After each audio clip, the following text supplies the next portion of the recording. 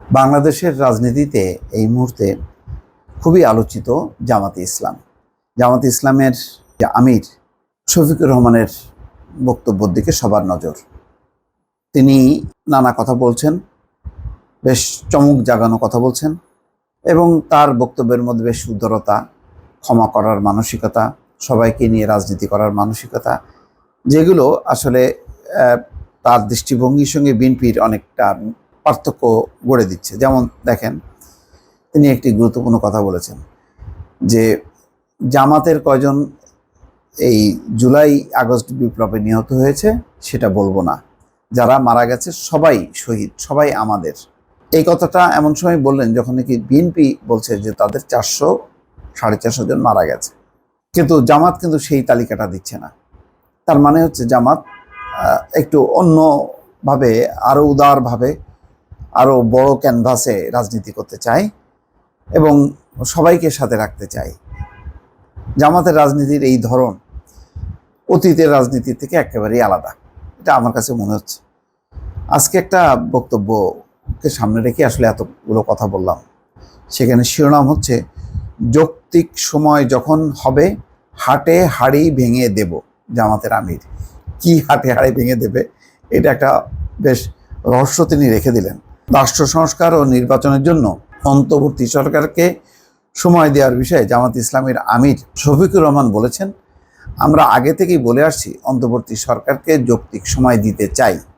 সেই যৌক্তিক সময় যখন হবে হাটে হাড়ি ভেঙে দেব, দেরি করব না ইনশাল্লাহ। ওরে বাপরে, এটা তো এক কঠিন কথা তিনি বললেন বা রহস্য রেখে দিলেন। শনিবার সকালে চুয়াডাঙ্গার একটি হোটেলে দলীয় সমাবেশ শেষে সাংবাদিকদের সঙ্গে আলাপ করে তিনি এই কথা বলেন। শফিকুর রহমান, আমি দেখলাম প্রেস ক্লাবে তিনি রুহুল আমিন গাজীর মারা গেছেন যে তার জানাজা শেষে বসছেন এবং তার সাথে আওয়ামী লীগের সমর্থক সাংবাদিক ইকবাল সোবহান চৌধুরী, তারপরে দেখলাম আবুল কালাম আজাদ, মঞ্জুর হাসান বুলবুল, ওমর ফারুক, তারা কয়েকজন আছে। এটা দেখে ভালো লাগলো, বেশ তাদের সাথে খোলামেলা তিনি কথাবার্তা বলছেন। এটা নিয়েও বেশ তুমুল আলোচনা যে আওয়ামী লীগের দালাল সাংবাদিকরা জামাতের পাশে বসলো, অথচ তারা মানে জামাতকে নিয়ে তাদের যেই রাজনৈতিক অবস্থান ছিল শেখ হাসিনাকে খুশি করার জন্য যা খুশি তাই বলতো, অথচ আজকে তারা নিজেদের পিঠ বাঁচানোর জন্য তারা আগে ভাগে এসে শফিকুর রহমানের সঙ্গে বসছেন। শফিকুর রহমান তাদের সাথে গল্প টল্প করছে। যাক, তো এই জন্য বললাম যে এখন শফিকুর রহমান কিন্তু ধীরে ধীরে মিডিয়ার একটা কেন্দ্রবিন্দুতে পরিণত হচ্ছে, যে তিনি কখন কি বলছেন। দেশবাসীর উদ্দেশ্যে আমার একটাই বক্তব্য, আসুন আমরা একটা ঐক্যবদ্ধ সমাজ গড়ে তোলার চেষ্টা করি।